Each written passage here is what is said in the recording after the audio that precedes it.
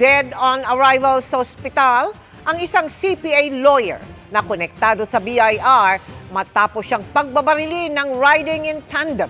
Nahuli kamang krimen sa pagtutok ni Nico Sereno ng GMA Regional TV.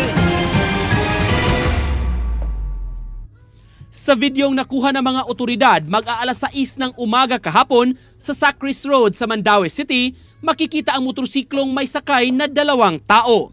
Kita ring nagpaputok ito sa katabing itim na sasakyan.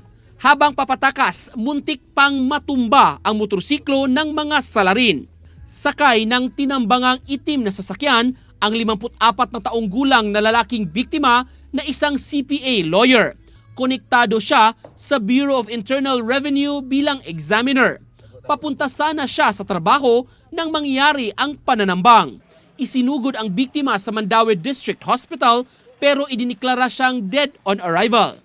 Naka-helmet ang mga suspect pero ayon sa PNP, may CCTV pa silang nakuha na maaaring makatulong sa pag-identify sa mga salarin. Through the CCTV movement sa atoang sa assailant and makita naman sa mga pictures and videos nga subject para i-enhance para ma-identify. May negosyo rin daw ang kanilang pamilya na kabilang sa tinitingnang motibo. Sa iyang business, sa iyang work life and also sa iyang personal. So as to motive, dili pa na nato makuha pa karon kay magdepende pagyud sa unsang pagyud ang mga evidence.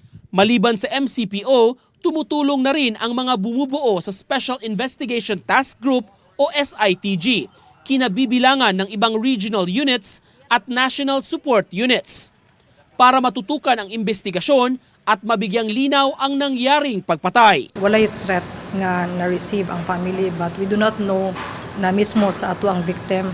So that's one way na ato sa puli check ang iyang mga electronic devices kung like sa iyang cellphone kung naba siya threat. Para sa GMA Integrated News, Nico Sereno, nakatutok 24 oras.